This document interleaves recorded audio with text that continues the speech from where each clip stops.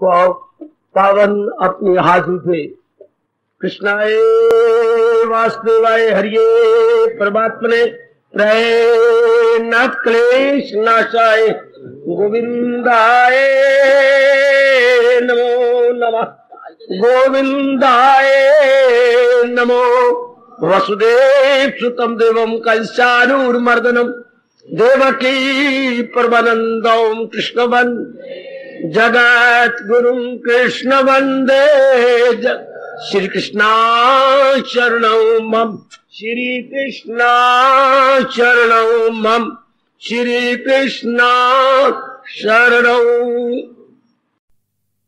धार्मिक भाइयों, कर लो अपने मन का एकाग्र, जोड़ दो भगवान जी की इस अत्यंत क्रांतिकारिणी वाणी में।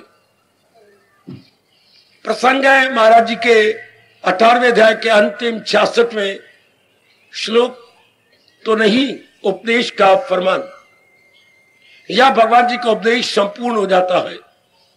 सर्वधर्मान परित्यज्य मामेकं शरणं व्रज।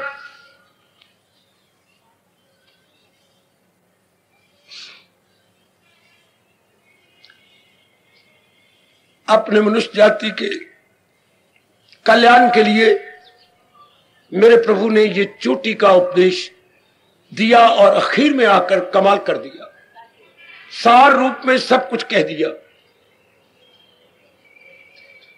तो कल हमने धर्मान का अर्थ निकाला, जो धारणा या धारण कर रखा है बुद्धि ने, मन ने, तन ने, जो एक समय लंबा हो जाए मेरे देवियों सज्जनों धारण की है, तो वो धारणा बन जाती, मान्यता बन जाती है। दो ही शब्द है अपनी भाषा में, धारणा। धारण रखते रखते रखते स्वभाव बन गया, धारणा हो गई, फिर उसके अनुसार हम जुटेंगे, इधर उधर नहीं होंगे तो मान्यता हो गई। अंग्रेजी बोलते हैं कन्विक्शन। अच्छा, अब हम जैसी जो अपना कल्याण चाहते हैं तो लाजमी तौर पर हमें अपने में एक इनकलाब लाना पड़ेगा। इनकलाब होता है एक शानदार परिवर्तन। शानदार इसलिए कह रहा हूं कि यह परिवर्तन हमारी भावनाओं को पूरा कर देता है। कल्याण, कल्याण एक बड़ा छोटा शब्द है हिंदू धर्म में, लेकिन अपने आप में बड़े अर्थ गंभीर रखता है। कल्याण का मतलब जीव की मुक्ति हो जाना, कल्याण का मतलब सदा रहने वाली शांति मिल जाना, कल्याण का मतलब भगवान के दिव्य दर्शन, कल्याण का मतलब सदा रहने वाली शांति।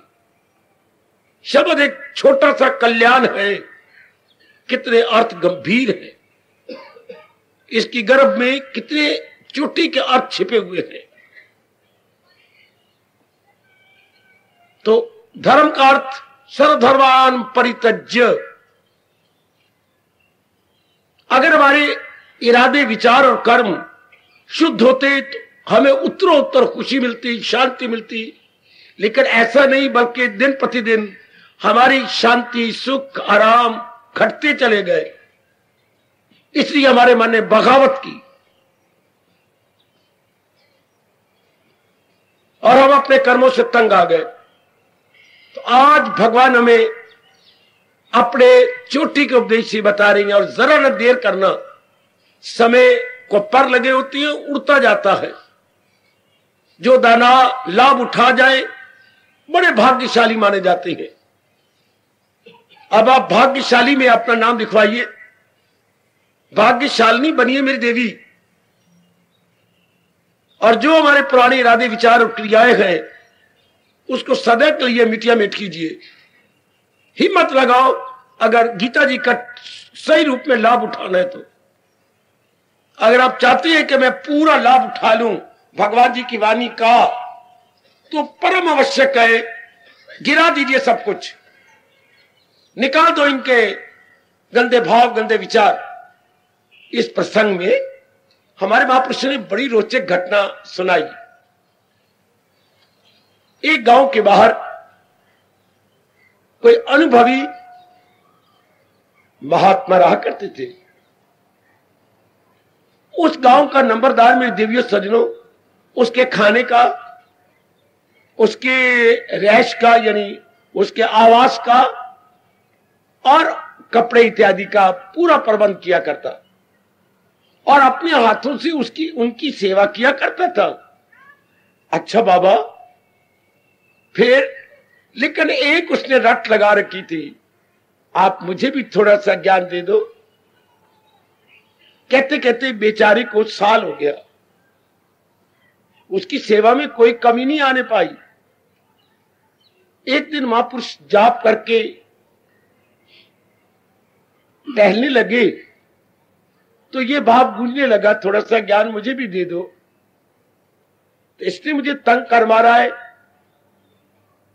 ज्ञान के योग्य यह है नहीं, क्या करूं। वो आए, भोजन करवाया उसने और थोड़ी देर में महापुरुष कहने लगे, एक बात सुनाऊं, कल का भोजन इसी समय मैं तेरे घर में करूंगा। आप तो कभी मांगने जाते ही नहीं, कल मैं तेरे पास आऊंगा, जो कुछ मुझे खिलाना हो अपने घर में तैयार रखना। बड़ी खुशी, पूरी तैयारी हो गई। आए, नहीं मैं बैठ के नहीं खाऊंगा, ना तुम्हारे घर के अंदर खाऊंगा, तो मैं तो आपके घर के बाहर भिक्षा मांग के चला जाऊंगा और जाऊंगा अपनी कुटिया के अंदर ही, जैसे आपकी इच्छा, हम तो सिद्ध कर नहीं सकते। नंबरदार ने उत्तर दिया, अपना भिक्षा पात्र जिसमें महात्मा अपनी भिक्षा लिया करती हैं कमंडल के रूप में, उसके हाथ में पकड़ा दिए, जाओ अपनी नंबरदारनी कहो जो कुछ बनाया है थूथर करके इसी में डाल दे।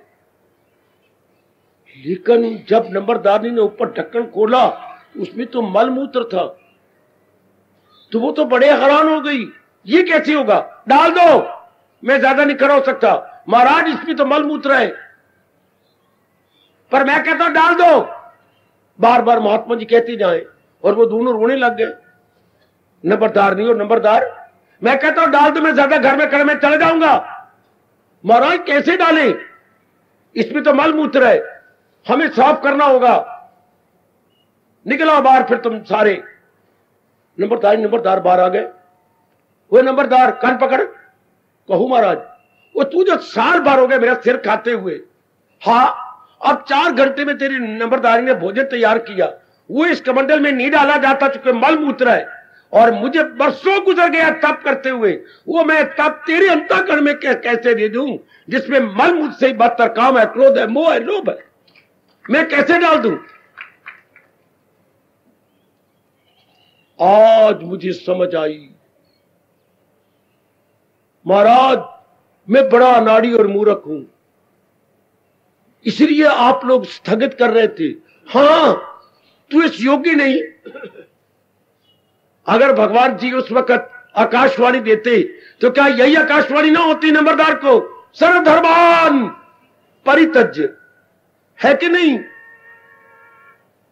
हाँ, आज हमें सुनाया जा रहा है और कहा जा रहा, हम सदा के लिए अपने मन और अंतःकरण में रख ले कि भगवान का उपदेश तब तक काम नहीं आता जब तक ये निकल न जाए। और निकालने वाला कौन, विवेक और वैराग। तो देवियों, अगर आप सज्जनों मेरे भाइयों चाहते हैं कि फिर ना जन्म हो, अंतःकरण को निर्मल कर लो, यही भगवान गीता जी में कह रही है, न छोड़ा अभी जिसने मगर कर लिए जेर तैशो अवश्य। जिसने शरीर के पिंजरे को नहीं छोड़ा जी, और अपने अधीन कर लिया है क्या, इन गंदी वृत्तियों को, बस वो भगवान के दर्शनों के योग, कल्याण के योग। जरा न देरी कीजिए और अपने आप को निर्मल कीजिए। यह अर्थ सर्वधर्मान परित्यज्य, जो बुद्धि और मन ने अपने अंदर धारणा कर रखी है और अपना स्वभाव बना लिया है, इसको तोड़ना पड़ेगा। इसलिए गृहस्थी जल्दी उन्नति नहीं करते, वो ये निकालते ही नहीं निकालते तो फिर उन्नति होती नहीं। फिर तो कोलू के बैल की तरह हम एक ही जगह से चक्कर काटते रह जाते, आगे नहीं बढ़ सकते। मन तन को नहीं छोड़ता, आगे नहीं निकलता और तल्लीन नहीं होता। इस बात को बिल्कुल ना भूलना, मोस्ट सीरियसली ले लेना कि मैंने अपने आप को साफ करना ही है, मैंने अपने आप को निर्मल करना ही है, कुछ भी क्यों ना हो जाए मैंने इससे निर्मल कर लेना है, बस बेड़ा पार। पहले हमें पता नहीं था, या शुरू में माँ जी बताते या भगवान जी बता देते तो हम कभी भी अपने अंदर इन खोटी वृत्तियों को ना आने देते, हमें बार बार भगवान को डिस्टर्ब ना करना पड़ता। विषय विकार मिटावो पाप हरो देवो। अब ये हमारा स्वभाव बन चुका है। मैं कल भी कह रहा था, हम प्रोन टू हो चुके हैं, हम एडिक्टेड टू हो चुके हैं। अब इससे अपना दामन बचाना होगा, एड़ी चोटी का जोर मार के अपने आप को भगवान के अच्छी वृत्तियों में लगाना होगा। यही मेरे भगवान कह रहे हैं, सर्वधर्मान परित्यज्य। 15 अध्याय में भी यही कहा था, इन्हें काट कर ढूंढ फिर वो मकाम। और किससे काटू? शमशीर तजरीद अर्थात असंग शस्त्रेण दृढ़ेन चित्वा, वैराग के तेज कुल्हाड़े से एक ही वार से इनका काम तमाम कर दे। With single blow, with single blow. आप अपने मन में ध्यान से रख लीजिएगा, उम्रें आप गुजर गई, थोड़ी सी आई हो हमारी रह गई, अब काफी मैं देख रहा हूं अपनी और आप अनेकों की जीवन की शाम आ गई, बिल्कुल हमारे जीवन की शाम है। जरा भर भी देरी ना करे, आनाकानी से काम ना ले, बल्कि फौरन कर गुजरे। भगवान हमारी सहायता कर रही है और भी करेंगे। निर्मल कर दे अपने आप को, हटा दे इन काली वृत्तियों को। भगवान हमारी सहायता कर रहे और करेंगे। बड़े खुश होते हैं उन नेक जीवों पर कल युग में, मेरे देवियों सजनों, जो अपने आप को निर्मल करने में लग जाती है, खासकर नारी चोले और आप तो ग्रस्ती हैं, मैं तेरे एकांतवासी नहीं लोकांतवासी है। तो आप पुरुषार्थ कीजिएगा, मेरे दयालु कृपालु प्रभु आपकी पूरी सहायता करेंगे कि मैंने अपने आप को निर्मल कर लेना है। भगवान के भरोसे, भगवान की शक्ति के भरोसे, भगवान की दया के भरोसे जरूर ये काम हो जाएगा। यह इसके सीधे अर्थ सर्वधर्मान परित्यज्य। बुद्धि, मन और तन के खोटी वृत्तियों को निकाल दिया जाना चाहिए। भारतीय कवि भगवान के फरमान को लेकर कितना अच्छा गुनगुनाता है। आहा, आप भी लाभ उठाइए, उसके गुनगुनाने को आप भी लाभ उठाओ। कितना मीठा ताना मारता, इसे बोलते हैं व्यंग, मीठा व्यंग या taunting, but it not bad taunting, it is instructive taunting है। कितने अच्छे शब्दों में भगवान के फरमान को प्रकट कर रहा है। क्या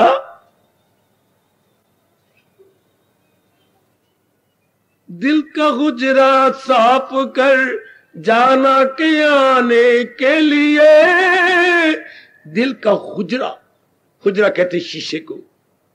ओ जीव, अगर तू कल्याण सचमुच चाहता है तो फिर दिल के शीशे को साफ कर ले। जाना के आने, जाना कहते इष्टदेव। इष्टदेव को अपने अंदर लाने के लिए तुझे अपने मन का शीशा साफ करना ही होगा। ओ दिल का हुजरा साफ कर जाना के आने के लिए। जान गैरों का उठा उनके बिठाने के लिए।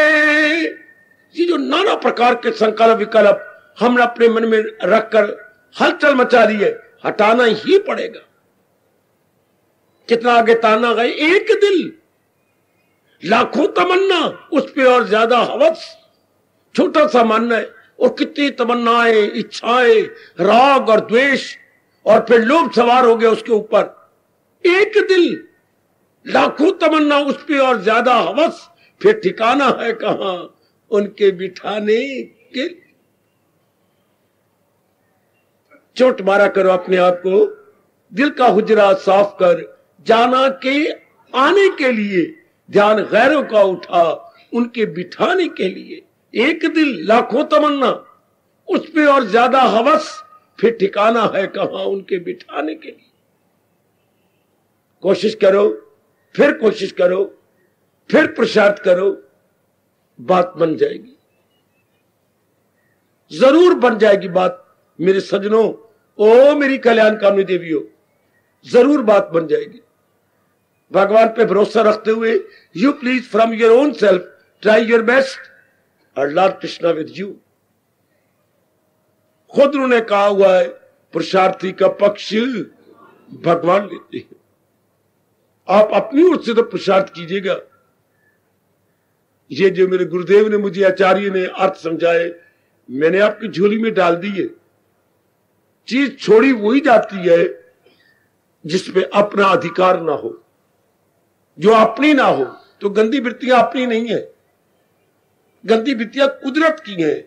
और हम कौन है? हम भगवान के क्या अभिन्न अंश है, पार्ट एंड पार्सल है। हमारे में गुण होने चाहिए, ना क्या गुण है।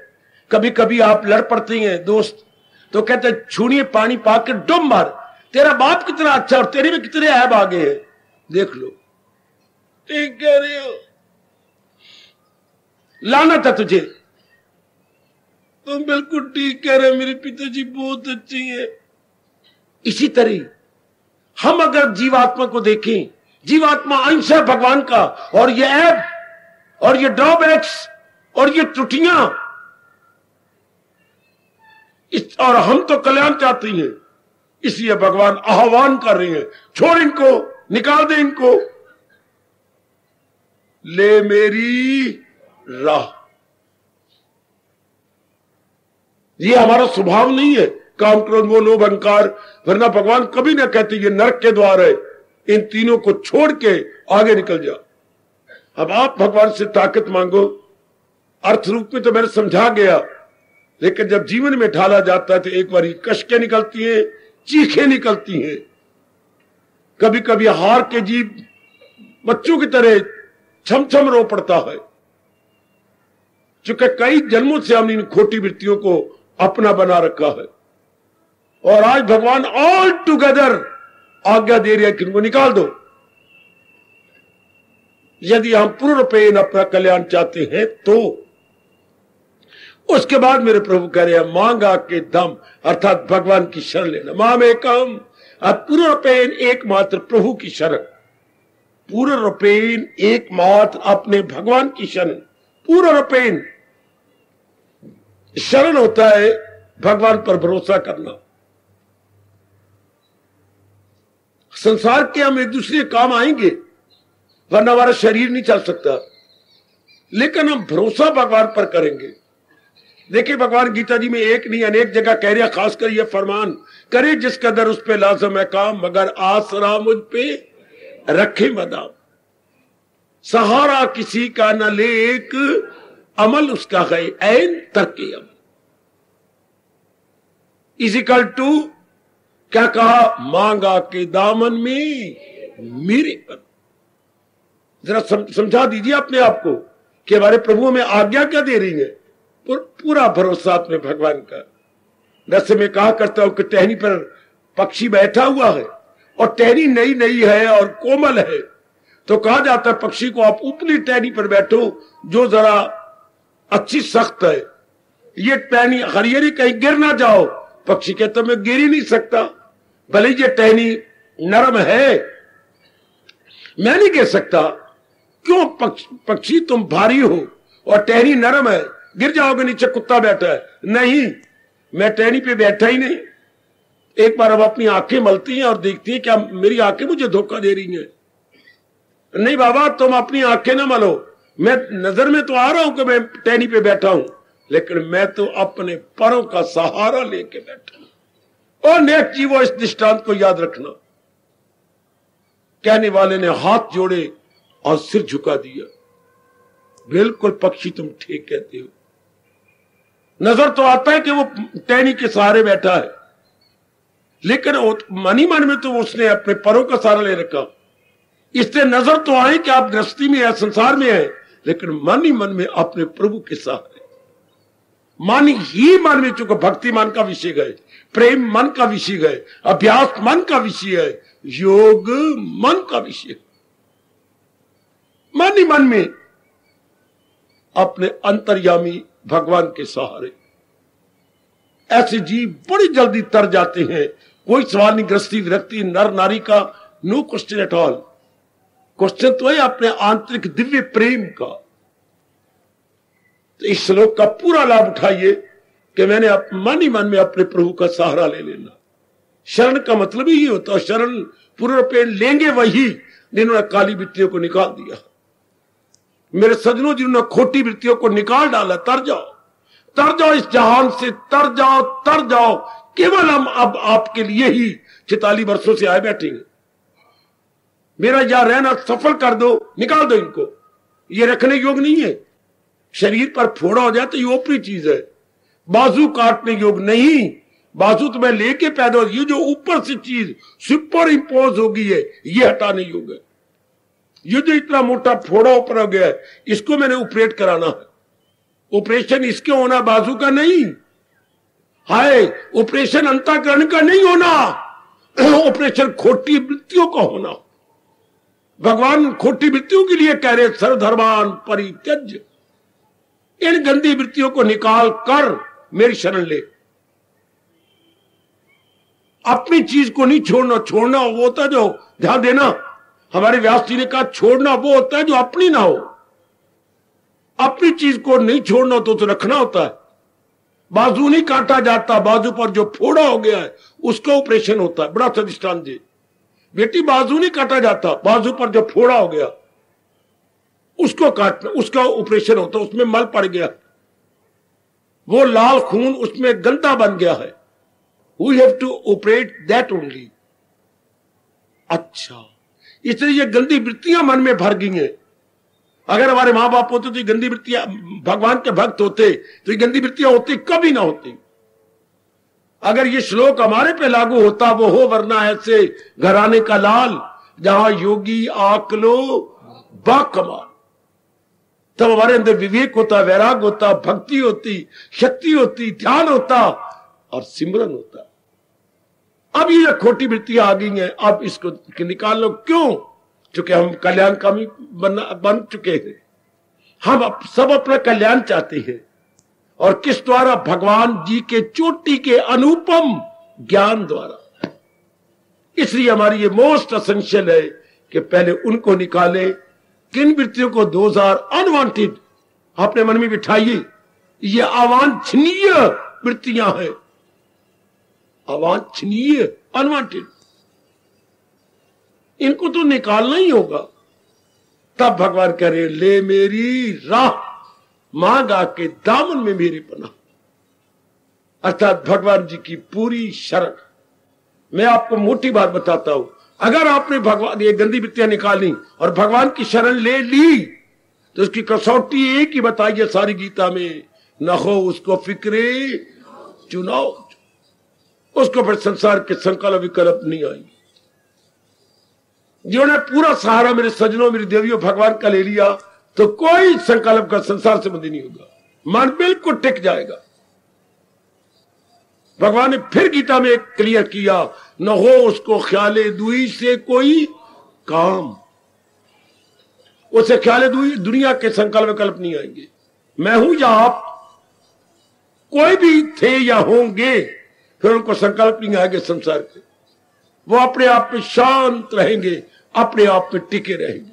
यदि हमने पूर्ण रूपेण भगवान की शरण ले ली तो ये अब आप देख लीजिएगा, बहुत कमाल का फरमान है अपने मालिक का, बहुत कमाल का फरमान। ये सारी चीजें आरोपित बोलती हैं, आरोपित यानी सुपर इम्पोज्ड, सुपर इम्पोज्ड। अब टोपा मैंने सुपर इम्पोज किया है, उतार दो तो मैं सिर उतार दूं क्या? नहीं, ये चीज मैं पैदा होके लाया नहीं, इतना हिस्सा तो मैं पैदा होके लाया हूं, सिर्फ ये मुझे उतारना होगा। सब टंटे छोड़, टंटे मतलब ये जो मैंने नहीं अपने ऊपर चीज ली है, टोपा छोड़, ना कि टोपा जिस सिर को ऊपर है वो तोड़ ना। ये जो गैर जरूरी चीजें हमने अज्ञानता से भर ली, उसको बोला गया है क्या? तजो फिर भजो। अगर हम तजेंगे नहीं, इनको छोड़ेंगे नहीं, भगवान का भजन हो ही नहीं सकता। क्यों? वो जो गंदी वृत्तियां बार बार मन को खींचेंगी, हमारे मन में एकाग्रता हो ही नहीं सकती अगर नहीं तजते गंदी वृत्तियों को। तो रात को तो मनोरी नहीं सो सकेगा। क्यों? जब तक तू फोड़े को चीरा नहीं दिलाएगा। ये दर्द मारेगी, पीड़ा मारेगी, और अंदर तू रोएगा, मैं मर गया, चीखे मारेगा। अगर इसके ऑपरेशन कर दिया अब तो सो जाएगा। इस तरह हमारी मन एकाग्र हो ही नहीं सकता यदि हम इन खोटी वृत्तियों को पालते रहे। यही खींच खींच के ले जाती है, ये काम, ये क्रोध, ये मोह। काम है हमारा मन चैन होगा, और ये बाजी वो ले जाती हैं जिनका मन एकाग्र हो, जिनका मन एक भगवान जी के ध्यान में लगाओ। तो वो तभी होगा ना जब क्या जो करते हुए खालिस, जो यक दिलो जी में न रखे दुई, जो एक ही मन से अपने भगवान में लग गए। इन वृत्तियों को छोड़ के मनोरी कब आराम से सोएगा जब थोड़ा दर्द नहीं करेगा। हम कब आराम से भगवान का भजन करेंगे जब ये अंदर की गंदी वृत्तियां हम निकाल चुके होंगे। तब मेरे भगवान कहती हैं ख्याल उसके वश में मन महवे जात, जो कि कागिर सधर्मान पैतृ माम एक शरण ब्रज। बिल्कुल छठे अध्याय में यही कहा दूसरे शब्दों में, ख्याल उसके वश में, ये संसार संबंधी ख्याल अधीन कर लिए। तजो मन में वे भजो। छठे अध्याय में कहा है मेरे भगवान ने कि इन खोटी वृत्तियों निकालो पड़े और अपने आप को तलीन कर दो भगवान के अंदर। आप तो समझ जाओ मेरी मत आओ। दो शब्दों में पूरी ताकत है, तजो और भजो। लेकिन जब इनको तजेगी नहीं गंदी वृत्तियों को, भगवान का भजन ही हो सकेगा। मैंने बता दिया इसलिए कि एकाग्र नहीं होगे, हमारा मन टिकेगा ही नहीं। अगर तो इसी जन्म में कल्याण करना और फिर गर्भ में नहीं गिरना, तो मेरी बार-बार अनुरोध पूर्वक आप सबसे प्रार्थना कि मरने से पहले इनको छोड़ दे।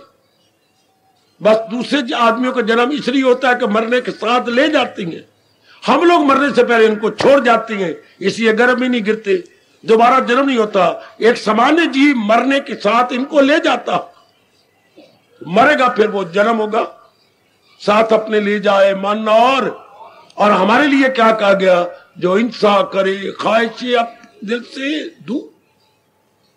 सीधी बात है आपके लिए, बिल्कुल सीधे शब्दों में, तजो भजो। तब भजन का मजा भी तब आता है जब ये छोड़ दे। खासकर जो बड़ी उम्र के हो चुके हैं वो तो बड़ी जल्दी अपने मन को समझा ले, बस कोई वक्त था इन गंदी वृत्तियों का पाला, अब कोई समय आ गया है इन गंदी वृत्तियों को निकाल दे। तब बड़े प्रेम पूर्वक सिमरन करें, हमारा मन टिक जाएगा भगवान में, हमारा मन ठहर जाएगा। इतना आप कीजिएगा जो शहंशाह कह रही है, तो सब धर्म छोड़ और ले मेरी राह। ये बुद्धि मन और तन के सारी धारणाएं, धर्म इज इक्वल टू धारणाएं, मान्यताएं, कॉन्विक्शंस, जो धारण करके हमारी धारणाएं बन गई हैं। हर एक इंसान की अपनी धारणा है, हर एक नारी की अपनी मान्यता है, वो हमें छोड़ देनी होगी। उसके स्थान पर बुद्धि में रखना होगा, कर सच्चे दिल से भगवान की भक्ति। मन में रखना होगा सदा मेरा पे हम जिसे, और तन में रखना होगा तो हर क्या फकत मेरी खातर तू। ये तीनों के तीनों स्टेशन बदल, तीनों में बड़ा भारी अंतर आ गया। अब भगवत संबंधी बुद्धि, भगवत संबंधी मन और भगवत संबंधी कर्म। पहले जगत संबंधी निर्णय, जगत संबंधी विचार, जगत संबंधी कर्म। अब तब्दील कीजिए, भगवत संबंधी निर्णय, आगे क्या बोलूं, भगवत संबंधी विचार, और फिर क्या बोलूं, भगवत संबंधी ऐसे का बेड़ा पा। ऐसे के लिए भगवान ने कहा क्या, पहुंचकर जहां से ये शरीर छोड़ेगा फिर ये जन्म मरण के चक्कर में नहीं। कितनी क्लियर कर दिया प्रभु। ऐसे जीव नहीं फिर लौट के आते संसार के अंदर। ऐसे जीव कभी भी आप किसी मां का सहारा लेकर जन्म नहीं लेंगे, बल्कि जाए सुए आस।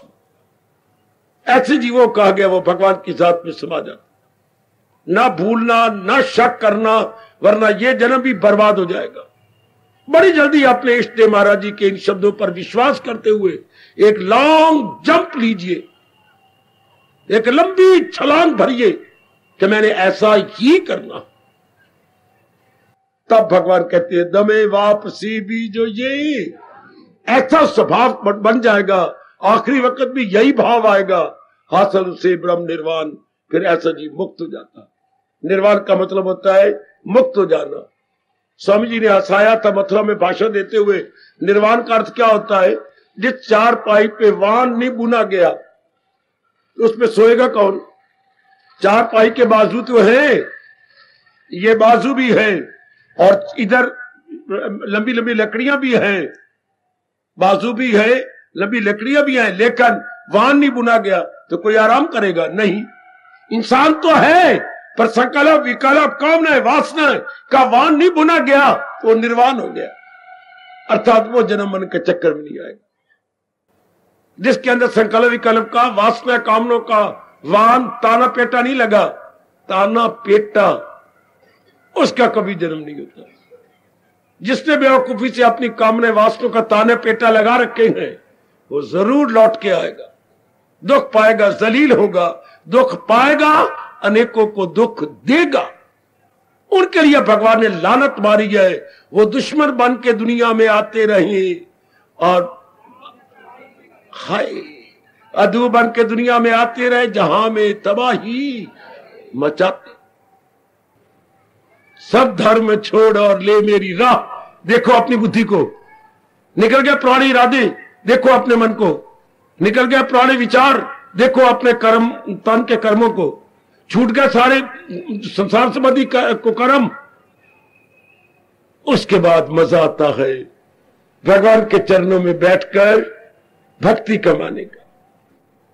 फिर आप बैठेंगे तो मन बैठ ही जाएगा, फिर मन फौरन तन से परे हट जाता है और बुद्धि में मिल जाता है और बुद्धि परमात्मा में समा जाती है। परमात्मा का शरीर छूटने से पहले आप ऐसा जरूर अनुभव करें, मेरी देवियां ऐसा जरूर अनुभव कर ले। तो ऐसों के लिए मेरे भगवान कह रहे गए, क्या क्या कहा मेरे भगवान ने? क्या फराए से अपने 15वें अध्याय का अंतिम श्लोक, कृत्य कृत्य होके चले गए। जो भगवान जी चाहते थे कि मेरा जीव ये करके आए, वो ये करके चला गया। कृत्य कृत्य, जो कर्म करने योग्य था कृत्य कर चुका। बड़ा प्यारा शब्द है अपने राष्ट्रभाषा का, कृत्य कृत्य, done which has to be done, done which has to be done. बस मालिक बड़े खुश, मेरे इष्टदेव जी बड़े प्रसन्न होते हैं जो ऐसी अवस्था बना के सुमुख दोष हो गए, कर लिया, सब कुछ कर लिया, अर्थात दूसरे शब्दों में वो प्रकृति और भगवान से उऋण हो गए, अपना ऋण उतार के चले गए। जो भगवान की वाणी को अपना लेते हैं, अंतःकरण को निर्भर कर लेते हैं, भगवान कहते हैं वो उऋण हो गए, अर्थात उन पर किसी प्रकार का कर्जा नहीं, सारे कर्जे बेबाक हो गए जो इस अवस्था में चले गए। पुरुषार्थ करो और पुरुषार्थ करो, मेरे मालिक आपके साथ है, मेरे प्रभु की शक्ति आपके साथ है। मेरे देवियों और पुरुषार्थ करो कि मैंने ये अवस्था बनानी है, मन में पक्का इरादा करो। तो देख लो भगवान कह चुके हैं पक्का इरादा क्या क्या क्या क्या कर, उसे भी समझ ले कि साधु है वो, इरादा में नेकी के यक्ष में। इतनी ही प्रेरणा मेरे मालिक ने मुझे दी जो इस आधे श्लोक पर प्रकाश डालने की मैंने चेष्टा की। यह है जो चर्चा छिड़ी थी आपने कार्तिक मास में, और कार्तिक मास संपूर्ण हो गया इस सेमिनार में।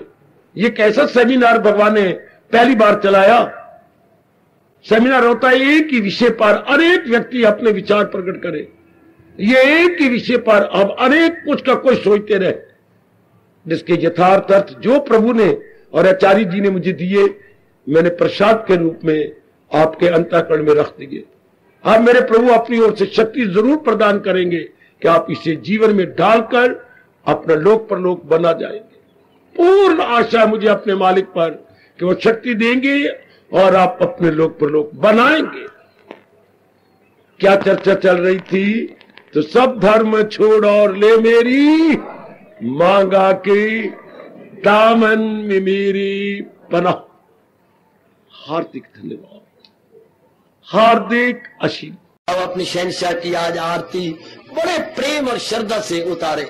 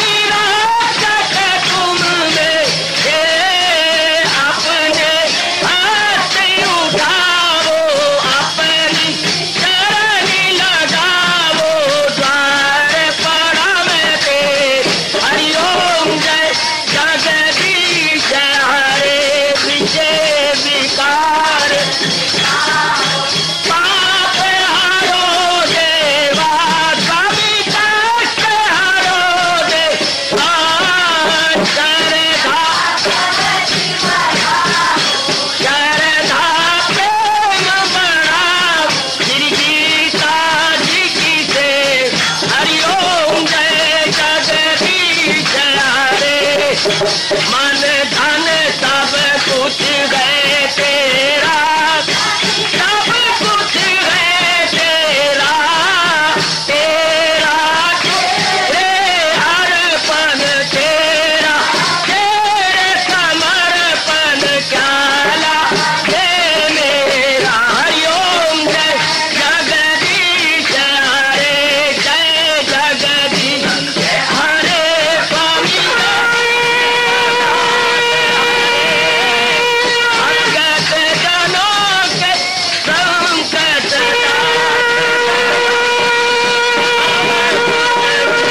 धारी दूर हरिओम जय जगदीश हरे जय